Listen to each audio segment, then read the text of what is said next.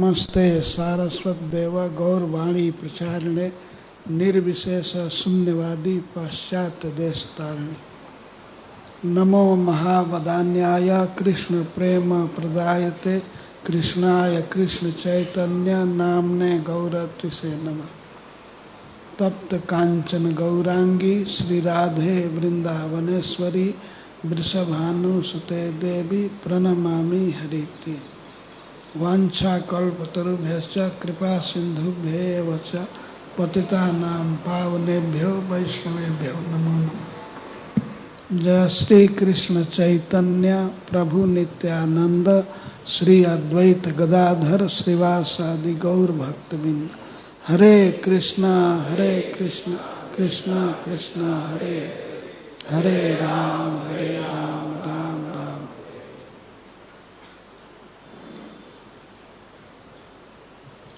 ताह ओम नमो भगवते वासुदेवाय। ओम नमो भगवते वासुदेवाय।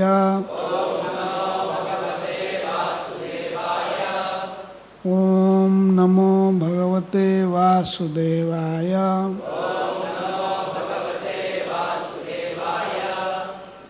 ताह सन्निवर्त्या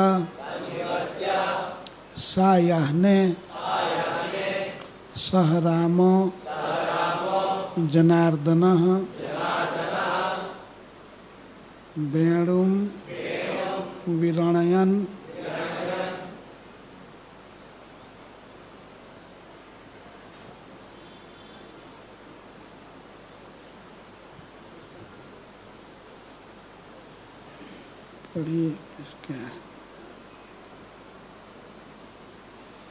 वेणुं विणयन् गोष्ठम्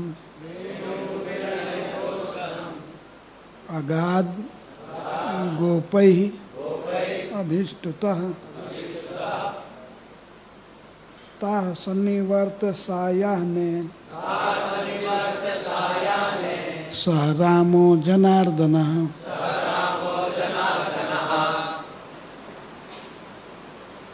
वेणुं विरणयन् गोष्ठम् अगाध गोपैरभीष्टतः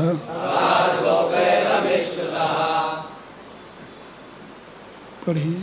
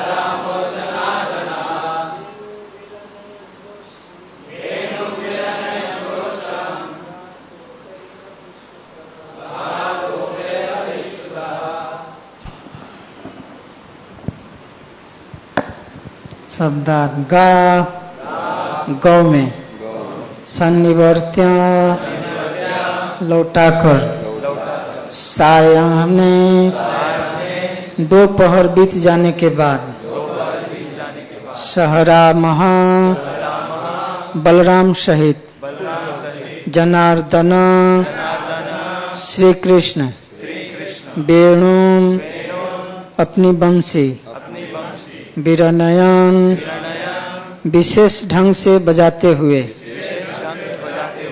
गोष्ठम ग्वालों के गांव में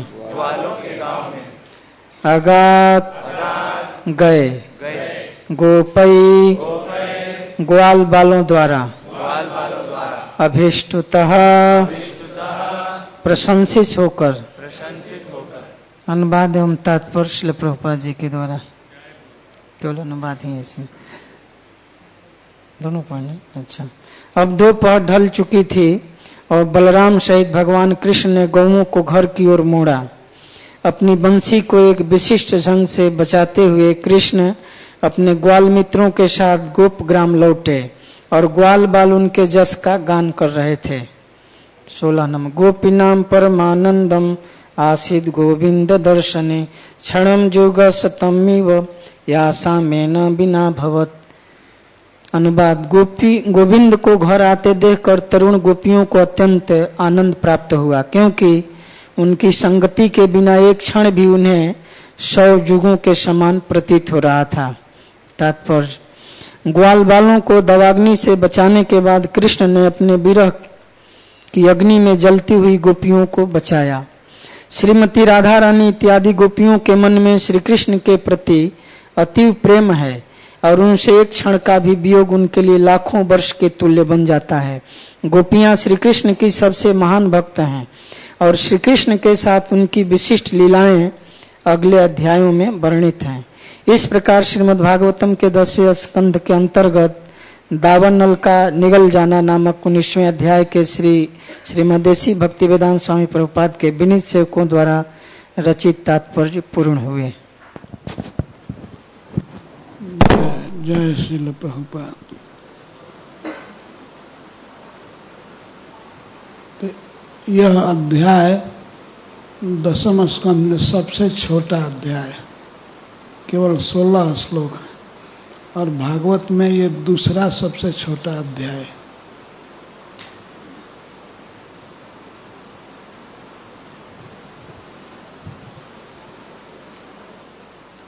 यहाँ गोपीनाथ जी की कथा है। भगवान श्री कृष्ण दावानल से गोपों की और गौओं की रक्षा की है, और अंत में इस अध्याय के अंत में बताया गया है कि भगवान ने अपने विरह में दग्ध श्री गोपी जनों को सुखी किए, उनकी विरह दवाग्नि खत्म किए। इस अध्याय के पूर्व 18वें अध्याय में प्रलंबासुर के वध की कथा है। श्री बलराम जी ने प्रलंबासुर को मारा। उसके बाद गोप लोग बहुत खुश हुए, बहुत आनंद में ये नाचने गाने लगे और बलराम जी की जय जयकार कर रहे थे और पुनः खेलने लगे। इतना बड़ा कांड हो गया, बहुत बड़ा असुर मारा गया, पर फिर भी वे आनंद में थे क्योंकि उसका मरण हो गया, और खेलने लगे कृष्ण के साथ, बलराम जी के साथ। तो खेलते खेलते गौओं का ध्यान नहीं रहा। क्रीड़ा शक्तेषु गोपेषु तद्गावो दूरचारिणी। क्रीड़ा में आसक्त थे गोपजन, तो उनकी गौएं बहुत दूर चली गईं। तद्गावो दूरचारिणी। उनके साथ और भी पशु थे, भैंस, बकरी और गौएं प्रधान थीं। तो ये सब एक वन से दूसरे वन में जाते हुए बहुत दूर चले गए।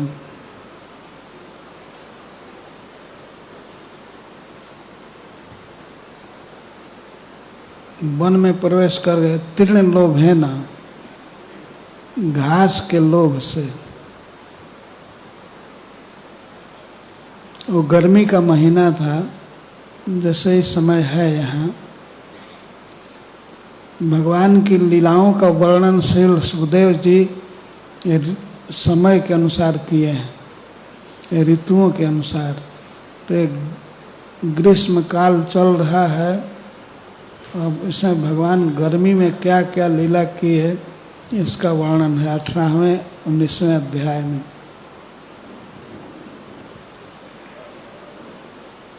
तो सब जगह घास सुलभ नहीं रहती है।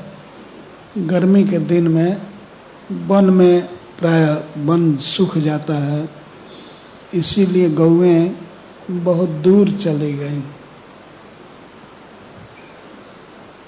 दूर वन में, और उनका ध्यान नहीं रहा क्योंकि सभी बच्चे और बड़े बड़े गोप भी श्री कृष्ण और बलराम के साथ खेल में मस्त थे। खेलने में इतना आसक्त हो गए कि गौओं का ध्यान नहीं रहा। क्रीड़ा सक्तेषु गोपेषु, क्रीड़ा में आसक्त गोपों के हो जाने पर गौएं दूर चली गई। चरंत स्वैरम चरंत, वे स्वच्छंद अपनी इच्छा से चल रही थी, घूम रही थी। तो ये गोचारण प्रारंभ हुआ था गोवर्धन के पास से, और गौएं बहुत दूर चली गईं।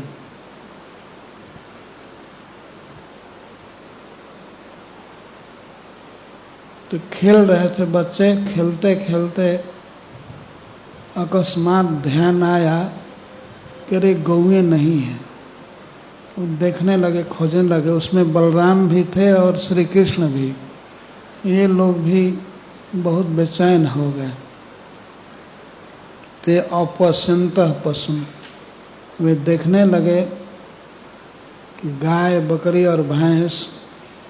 तो ये सब उस समय इसी काटवी मुंज के वन में प्रवेश कर गए थे। बहुत दूर वो जंगल था और वहाँ चले गए थे।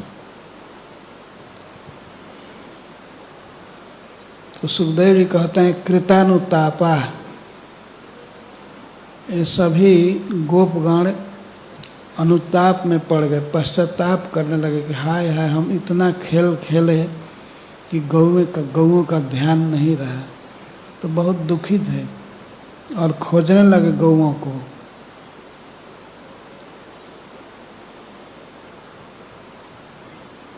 पर वे नहीं मिली, दूर चली गई थी। तो एक बात का सहारा लिए, अब कटी हुई घास उनके दांतों से और उनके खूर से, गौओं के पैर को खूर कहते हैं, उनके खूर से कटे हुए घास और दांतों से कटे हुए घास के द्वारा वे खोजने लगे किधर गई हैं। तो गौओं का अनुगमन किए, पीछे पीछे गए। तो पहुंच गए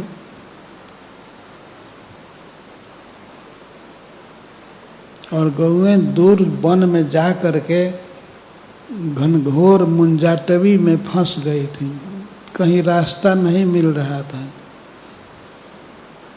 जब वे क्रंदन कर रही थी, जोर से बोल रही थी, रो रही थी।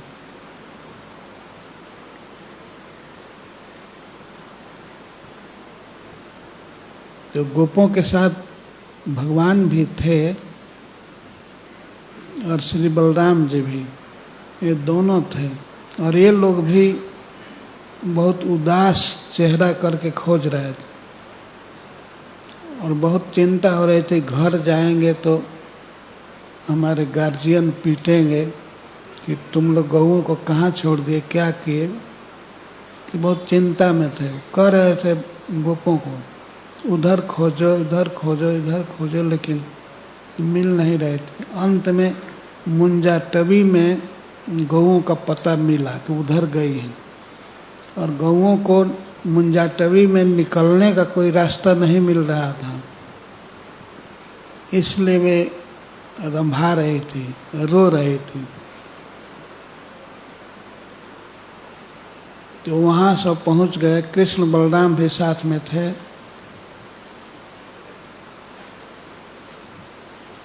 कृष्ण ने आवाज दिया। सुखदेव जी कहते हैं मेघ गंभीरया गिरा, जैसे बादल गरजते हैं तो बहुत दूर तक सुनाई पड़ता है, बिना लाउड स्पीकर के ही। तो भगवान कृष्ण ऐसे बोलते थे, उनकी आवाज़ मेघ गर्जन के समान थी। वे जब गौओं का नाम ले ले करके उनको बुलाने लगे तो वे प्रतिध्वनि करने लगे, जवाब देने लगे। वे भी बोल रही थी और कृष्ण नाम रख रख करके बुला रहे थे, धौरी, श्यामा, कजली इत्यादि। जब भगवान नाम रखते थे गौओं का तो अपना नाम सुन करके वे जोर से उत्तर देती थी, बोलती थी। उनको बहुत प्रसन्नता हुई। भगवान की आवाज़ वे सब पहचानती थी, तो अपना नाम सुन करके उनको बहुत प्रसन्नता होती थी। तो इसके बाद सभी गौओं को इकट्ठा किए सब गोप लोग, और बड़ी प्रसन्न थी। इसके बाद गौओं को ले करके वे लौटना चाह रहे थे। तब तक अकस्मात वन में भयंकर आग लगी।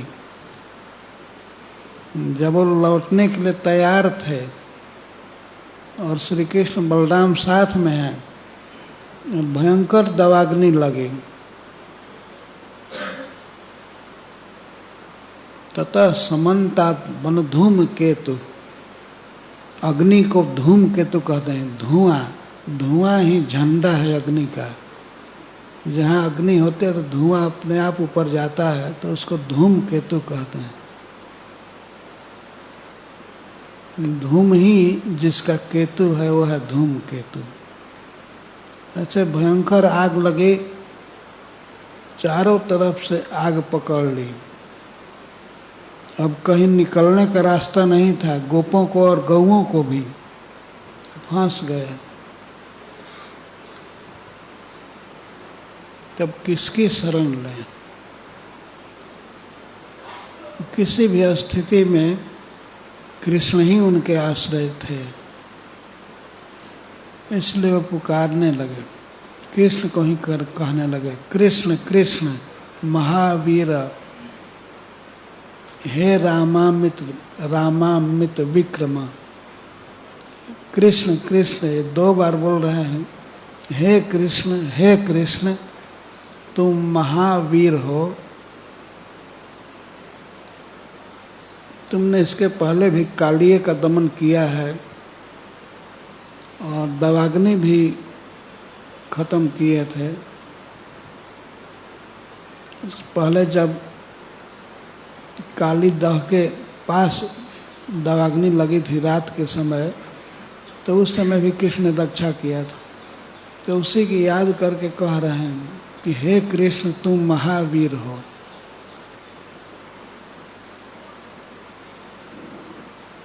और हे राम अमित विक्रम, और हे बलराम तुम्हारा पराक्रम असीम है, अमित है, उसको मापा नहीं जा सकता।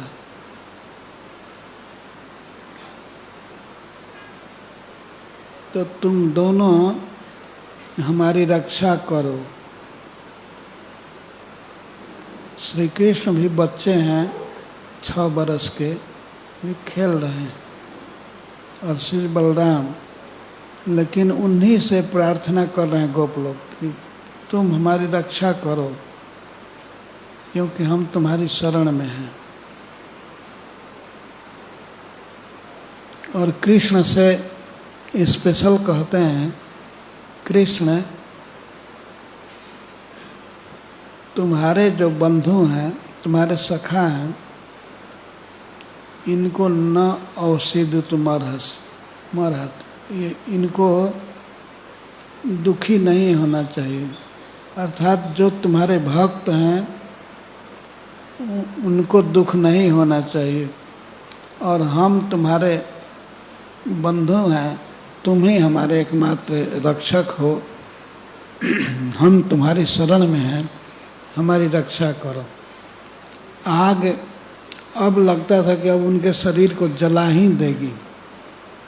बहुत भयावह आग थी। और एक टीकाकार कहते हैं कि वे अर्ध दग्ध हो गए थे, आधे जल गए थे, लेकिन ऐसा नहीं है, जलने की स्थिति में थे। आग बिल्कुल निकट से जल रही थी चारों तरफ। जो लोग प्रार्थना कर रहे थे वैसे रो रहे थे जैसे मृत्यु के भय से भयभीत हो करके कोई व्यक्ति भगवान नारायण की शरण लेता है, चाहता है हम मृत्यु से मुक्त हो जाएं। ऐसे लोग पुकारने लगे, कृष्ण कृष्ण राम।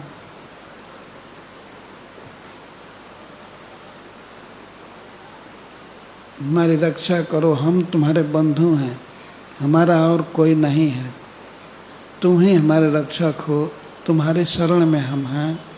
इस तरह वे लोग हाय हाय करने लगे, रोने लगे, चिल्लाने लगे। तो भगवान कृष्ण ने कहा, चिंता मत करो, तुम लोग एक काम करो, अपनी आंखें बंद करो, अपनी आंख बंद करो। तो श्री कृष्ण के ऐसा कहते ही सभी गोप अपनी आंखें बंद कर ली। और जब ही आंख बंद किए उसी समय श्री कृष्ण उस भयंकर अग्नि को मुख में पी लिए।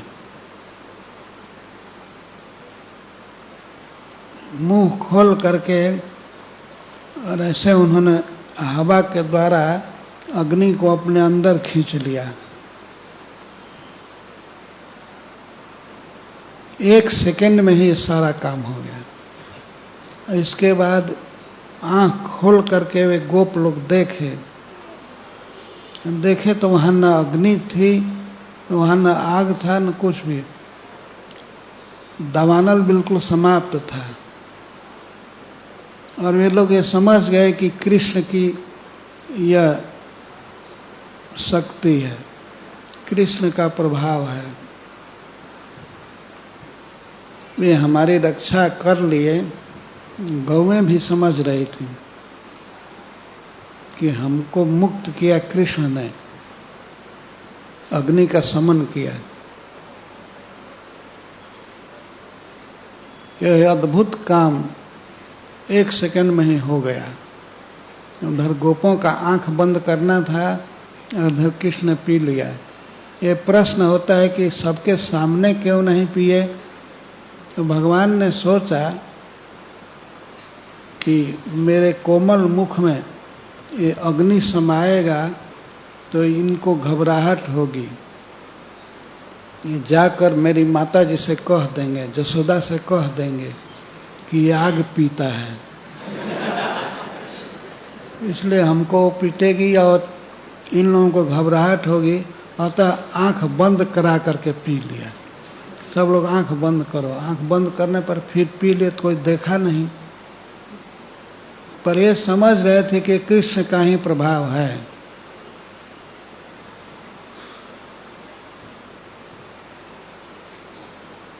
तो एक बार भगवान दावानल पिए थे सबके सामने, आंख बंद करने के लिए नहीं कहे, और इस बार कह रहे हैं कि आंख बंद करो। तो इसके द्वारा ये शिक्षा दे रहे हैं कि हम भक्त की सब हमेशा रक्षा करते हैं, अगर वो सोया रहे तब भी और जगा रहे तब भी, आँख खुली रहे या बंद रहे, सब समय मैं रक्षक हूँ। ये भगवान की कृपा है।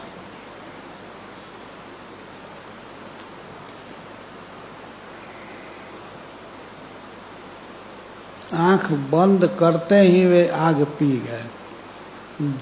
जिस आग के भयंकर लपट में वो जलने वाले थे और आँच का अनुभव कर रहे थे, केवल शरीर में अभी फोड़ा नहीं पड़ा था, जला नहीं था, लेकिन आँच बहुत लग रही थी और आग बढ़ रही थी। ऐसे भयंकर आग को श्री कृष्ण पी गए। पीत्वा मुखेन, मुख से पी गए। और इसके बाद उन्होंने कहा कि ठीक है अब हो गया, अब आँख खोलो। जब सबों ने आँख खोल करके देखा तो वहाँ कोई दवाग्नि नहीं, कोई जलन नहीं, बल्कि बहुत कूल, बहुत ठंडा वातावरण था। और सब लोग आँख खोल करके देखे तो पहले जैसे खेलने में भांडीर वट के पास पे लोग खेल रहे थे, तो आँख खोल कर देखे कि वही भांडीर वट है। कोई दवानल नहीं, कोई जलन नहीं।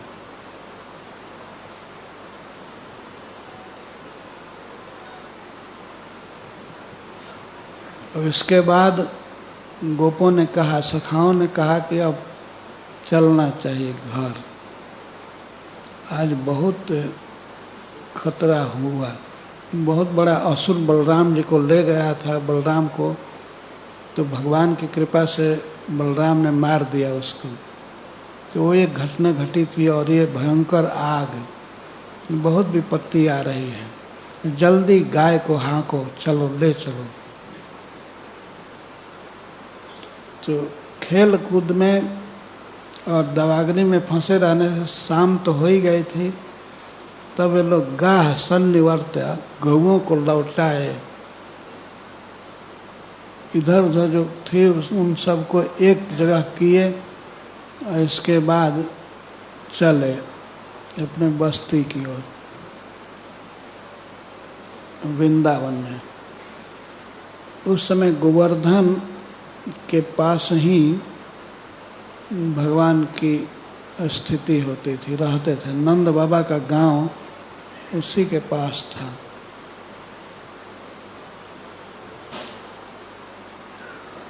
नंद गांव तो उनका प्रसिद्ध निवास स्थान था, लेकिन वहाँ सब समय नंद बाबा नहीं रहते थे।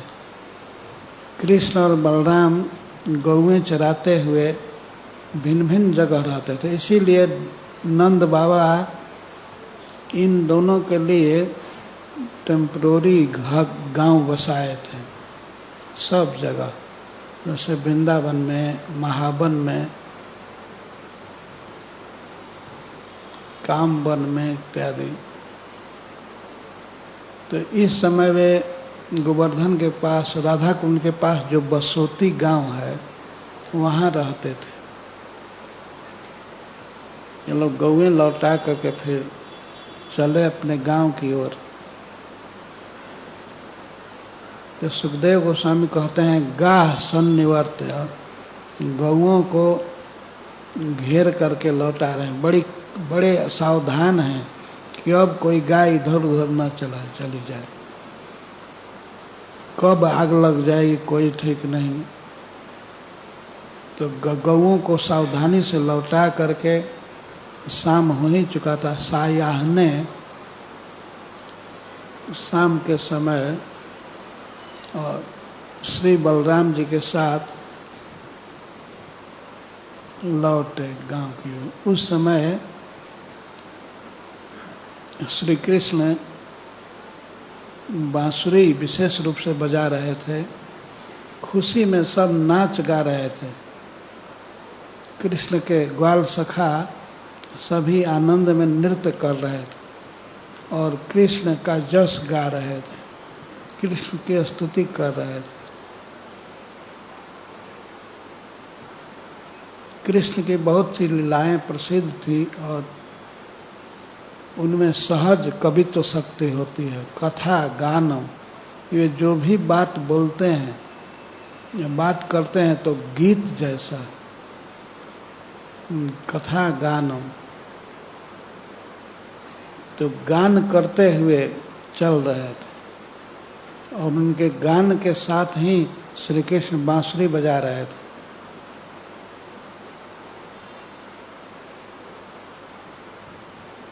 सुखदेव गोस्वामी कहते हैं कि गोपी नाम परमानंद आसित गोविंद दर्शन। श्री गोपियों को कृष्ण का दर्शन करके परम आनंद हुआ। परमानंद। परमानंद मतलब जिससे बढ़ करके अब कोई आनंद नहीं है। आनंद का एकदम अल्टीमेट सीमा प्राप्त हुआ। वे बहुत दुखी थी। कृष्ण के दर्शन के बिना, कृष्ण के वियोग में उनका एक क्षण भी सैकड़ों युग जैसा होता था। एक क्षण भी बिताना बहुत कठिन था। तो उधर दावानल से भगवान ने मुक्त किया गोपों को, गौओं को, और इधर ब्रज में श्री राधा आदि गोपी भगवान के विरह में दग्ध हो रहे थे। वह दावानल उतना भयानक नहीं था जितना विरह दावानल। विरह की अग्नि से श्री गोपिकाएं झुलस रही थी, लेकिन श्री कृष्ण को जब उन्होंने देखा और सुना उनके बांसुरी को, तो वे परम आनंद में हो गए। उनका दुख मिट गया।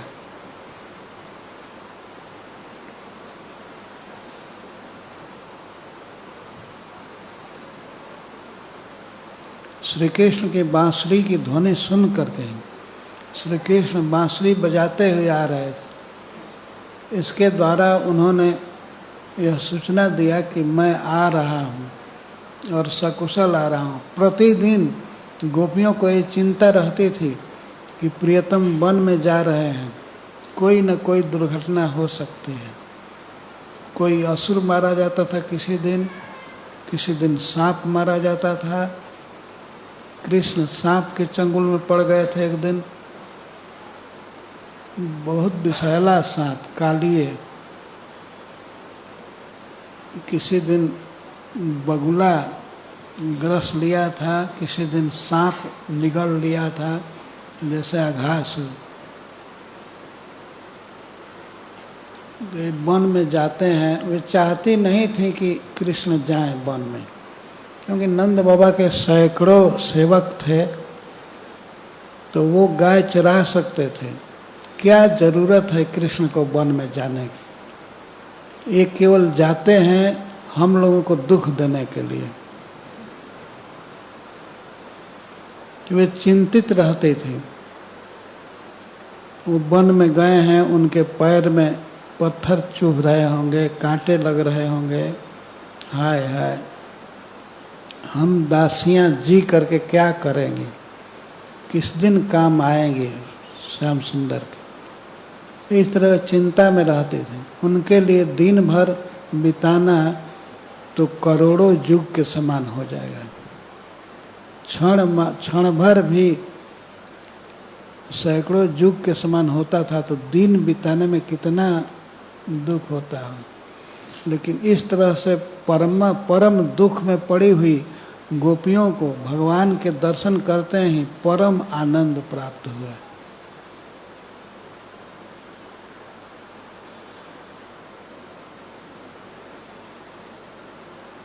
एक भक्त ब्रजभाषा के कवि हुए हैं, मुसलमान, रसखान। उन्होंने एक पद में भगवान के शाम के लौटने की लीला का वर्णन किया।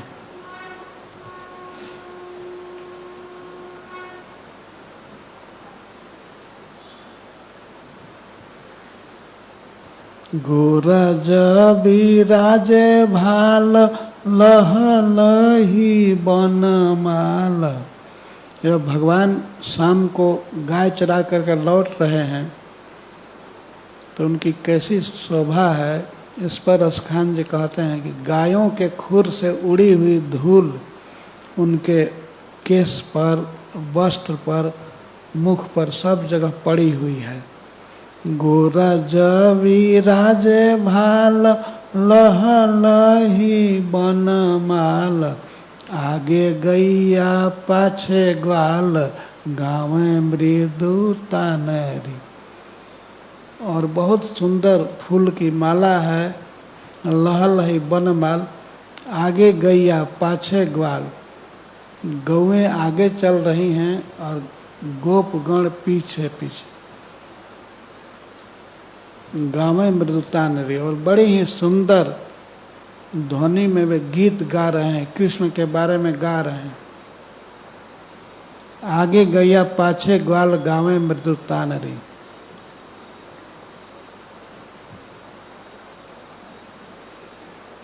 तैसी धुनी बांसुरी की मधुरा मधुरा, वैसे बंक चितवनी मृदु मंद मुस्कानेरी।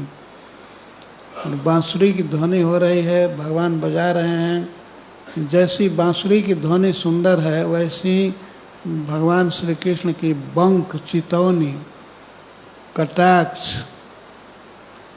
कटाक्ष का अर्थ है तिरछे नयन से देखना, और मुख पर मृदु मुस्कान है, बहुत सुंदर हंसी है। कदम बिटप के निकट तट निके आय। अरे सखी, वे आ गए हैं वन से, अब अपने घर में प्रवेश करेंगे, खिड़क में प्रवेश करेंगे। कदम वृक्ष के निकट आ गए हैं, जमुना जी के तट पर आ गए हैं, गौओं को पानी पिला रहे हैं। आटा चढ़ी चाही पित पट भरानी। जरा देखो देखो, आटा चढ़ी, अटारी पर चढ़ करके देखो, अटारी पर चढ़ करके देखो, उनका पीताम्बर कितना फहरा रहा है। रस बरसावे तन, तपन बुझावे नैन, प्राण निरिझावे वह, आवे रस खानीरी। वे आ रहे हैं बांसुरी बजाते हुए।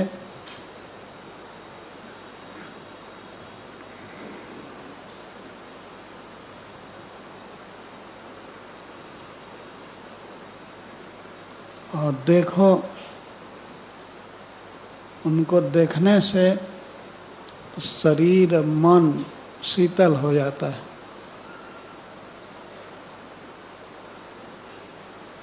रस खानी कृष्ण को कहते हैं, रस के खान, और कवि का नाम भी रस खान है।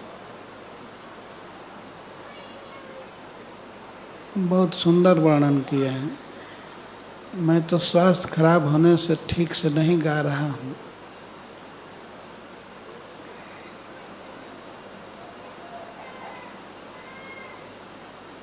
लेकिन हमको पसंद पड़ता है। भगवान शाम को गौएं लौटा करके जब ब्रज में आते हैं, उस समय गोपियों को जो सुख प्राप्त होता है, उसका वर्णन वाणी से किया नहीं जा सकता।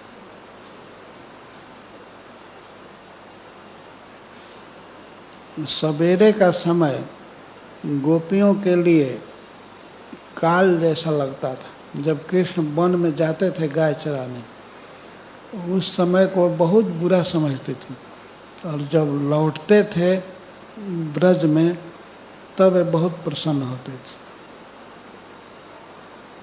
बांसुरी बजा रहे हैं, इसके द्वारा सूचित हो रहा है कि बड़े खुशी के साथ वन में रहे हैं, कोई दुख नहीं हुआ।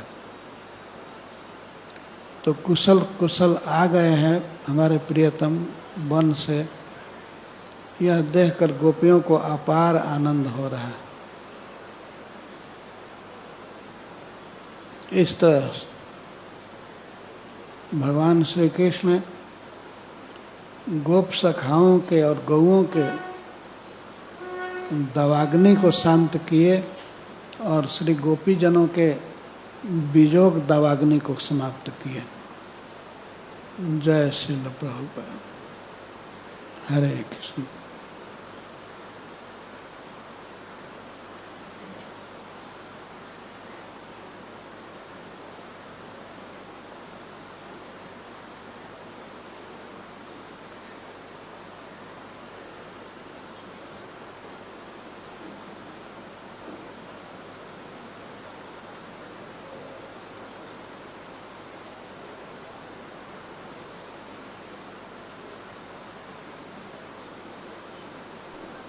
कृष्ण।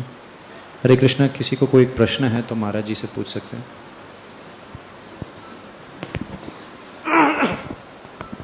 महाराज जी, एक प्रश्न पूछ सकता हूँ?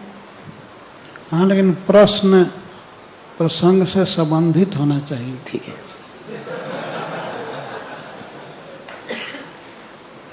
आपने गोपिया का वियोग की चर्चा की यहाँ पे भागवतम में, और चैतन्य महाप्रभु भी चैतन्य चरितामृत में अंत्य लीला पे वियोग की भावना प्रकट कर रहे हैं। तो और हमारे संप्रदाय का मुख्य उद्देश्य ये है कि एक स्थिति ऐसी भक्त के जीवन में आ जानी चाहिए कि उसके जीवन में कृष्ण के लिए वियोग बढ़ते जाना चाहिए। तो हाँ, कृष्ण के साथ तो वियोग है ही, वियोग की अनुभूति अवश्य करनी चाहिए। तो मेरा ये प्रश्न है महाराज जी कि ये स्थिति हमारे जीवन में आज के दिन तो कुछ भी दिखाई नहीं दे रहा है कि ऐसा कोई वियोग का चिन्ह दिखे, तो कभी ये स्थिति कैसी आ सकती है और वो प्राप्त करने के लिए भक्त को क्या करना चाहिए? कृष्ण के साथ वियोग तो है ही, वियोग अब करना नहीं, लेकिन चैतन्य महाप्रभु जैसे भावना करते थे उसी भावना में रहनी चाहिए। हम भी कृष्ण को देखना चाहते हैं, कृष्ण की सेवा करना चाहते हैं, लेकिन कृष्ण प्रकट नहीं है। तो सभी शास्त्रों में जो विधि बताई गई है वो यही विधि है कि हम कृष्ण का श्री विग्रह रह करके उनकी सेवा करें, और सेवा की वासना यही मुख्य है। जब कृष्ण सुलभ हैं, पास में हैं, तो वियोग के भावना की कोई आवश्यकता नहीं।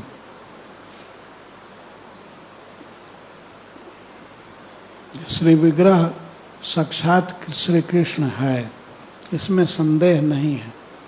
तो उसी को संवारना, खिलाना, पिलाना, गीत गाना, तिलक करना, आभूषण पहनाना, इसी में रहना चाहिए। अगर वेद नहीं रहे, श्री विग्रह नहीं है, तो फिर रोए, माता की तरह रोए कि हमारा बच्चा कहाँ गया। गोपियों की तरह वियोग की भावना करना तो बड़ा मुश्किल है।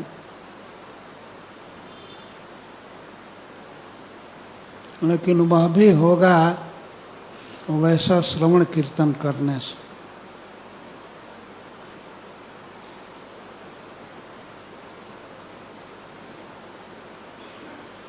परंतु श्रील प्रभुपाद जी ने हम लोगों को ये बताया है कि भगवान की सेवा करनी चाहिए, सेवा में ही सुख मानना चाहिए।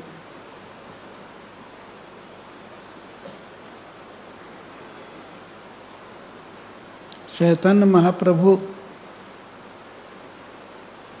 में तो राधा भाव था, राधा भाव लेकर के ही अवतरित हुए थे। अतः वे वियोग की भावना करके कि श्री कृष्ण मथुरा चले गए और रात दिन रोते रहते थे। वे ऐसे रोते थे जैसे लगता था कि कोई स्त्री रो रही है। विलाप करते थे, हा प्रियतम, हा श्याम सुंदर, हे ब्रजेंद्र नंदन इत्यादि कह करके रोते रहते। तो वह सब लीलाएं पढ़ने पर कुछ भावना होती रहती है, परंतु उससे बहुत उत्कृष्ट है कृष्ण के सेवा के लिए विकल होना।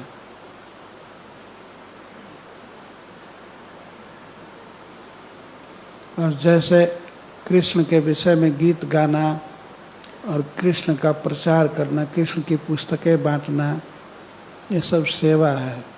जैसी समय के अनुसार जो सेवा करनी है वही करना चाहिए। श्रील प्रभुपाद जी कहा करते थे कि हमें गोपियों की नकल नहीं करनी है, कई बार कहा करते थे,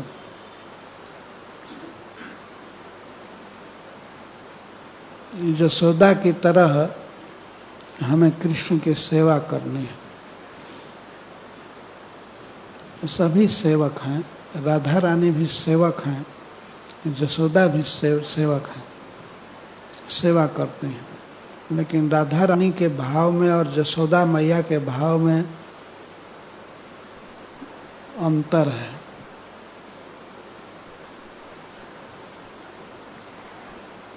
केवल भाव में अंतर है, बाकी यशोदा माता भी श्री कृष्ण की सेवा में रत रहती हैं, खिलाने के विषय में, उनको अच्छा बनाने के विषय में। उनको ये शंका हो जाती है कि हमारा बच्चा चोट निकल रहा है, तो बांधती हैं रस्सी से, इसको ठीक कर दूंगी। और खाने पीने में इसकी आदत बिगड़ रही है, यह मिट्टी खा लेता है, ठीक नहीं, इसको बुद्धि नहीं है, तो मिट्टी खाने के लिए वो दंड देती है। और चोरी करके माखन खाने से उनको बांधती है। कृष्ण चोरी क्यों किए? ब्रज में माखन चुराना, दूध चुराना। तो कृष्ण ने सोचा कि मैं एक बार ब्राह्मण बना था, बामन, तो उस समय भीख मांगा एक असुर से, बलि महाराज से, तो मेरी बड़ी तौहीनी हुई। इसीलिए अब इस अवतार में मैं भीख नहीं मांगूंगा। कोई गोपी अगर कहती थी कि लाला तुमको मैं दूंगी माखन, तुम ले लो, चोरी मत करो, तो श्री कृष्ण कहते थे हम तुम्हारा भीख लेंगे, हम भीख खाने वाले हैं, हम भीख नहीं लेंगे। तो वामन भगवान की लीला याद आ जाती थी कि एक बार भीख मांगा, तो आज तक लोग वामन वामन कहते हैं, बौना बौना कहते हैं कि अब भीख नहीं मांगना है, भले चोरी करूंगा लेकिन कमा करके खाऊंगा, मेहनत करके। तो चोरी करने लगे, प्रायः रोज चोरी करते थे।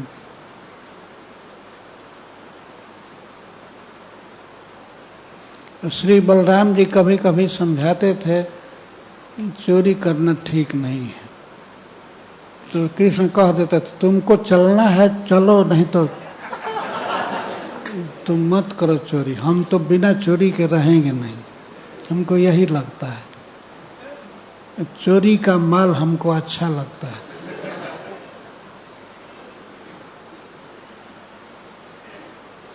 तो श्री कृष्ण चोरी करने लगे।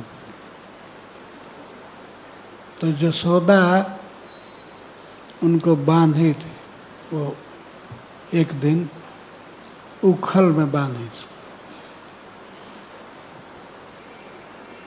कारण यह था कि वे घर में माखन की चोरी किए थे, दही का मटका फोड़ दिए थे। दही का मटका कृष्ण कैसे फोड़े थे इसको बताते हैं गुरुवायूर के नारायण भट्ट तिरी। वो कहते हैं कि भगवान ने मटका फोड़ा था, वो मथानी से, पत्थर से नहीं फोड़े थे। सुखदेव जी ने कहा है कि वे पत्थर से फोड़े थे। तो नारायण भट्ट तिरी एक नारायणीयम ग्रंथ लिखे हैं, उसमें प्रत्येक अध्याय पूरा होने पर वे भगवान को सुनाते थे, गुरुवायूर में भगवान को सुनाते थे। तो उसमें जो गलती होती थी भगवान उसका करेक्शन करते थे। गुरुवायूर में जो श्री कृष्ण का विग्रह है वो भगवान डायरेक्ट बोलते थे कि ये गलती है, ये सही है।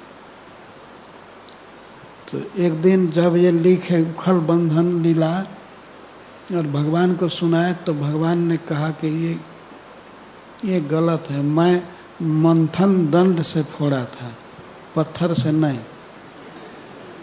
तब कवि ने पूछा, भक्त ने पूछा कि आप ऐसा क्यों किए थे? तो भगवान ने कहा कि मैं इसलिए फोड़ा था मंथन दंड से कि माँ जसोदा देखेगी मटका फूटा हुआ है तो उसको भ्रम होगा कि मुझसे ही लग गया, ठक से कहीं फूट गया।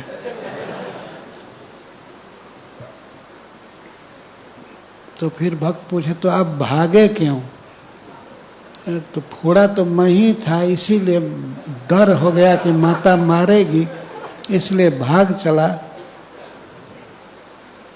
ये भगवान डायरेक्ट बात किए, गुरुवायूर के भगवान। मैं सौभाग्य से चला गया था वहाँ। सौभाग्य ही मेरा है कि मुझे पैरालिसिस हुआ, मैं भगवान का दर्शन किया। वास्तव में एक कृपा ही है। अगर पैरालिसिस नहीं हुआ होता तो मैं दर्शन नहीं पाया होता गुरुवायूर में। ये सत्य है कि भक्त नारायण भट्टत्री से श्री भगवान बात करते थे। इस तरह कृष्ण की सेवा की वासना होनी चाहिए। विरह तो है ही, और विरह के पद प्रसंग आदि पढ़ने सुनने पर हो जाएगा धीरे धीरे।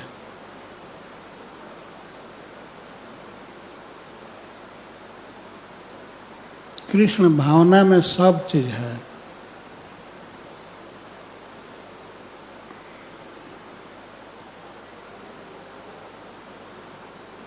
अच्छा, हरे कृष्ण।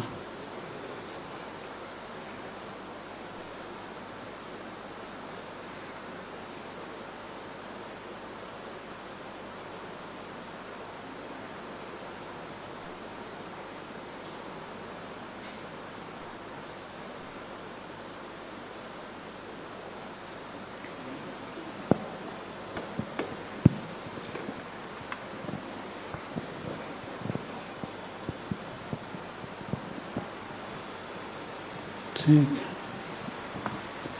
बहुत बहुत धन्यवाद महाराज। तो हम आशा करते हैं कि ऐसा अवसर यहाँ पर राधा गोपीनाथ के भक्तों को बारंबार मिले।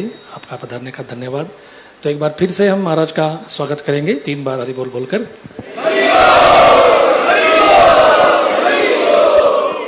राधा गोविंद महाराज की, श्रील प्रभुपाद की।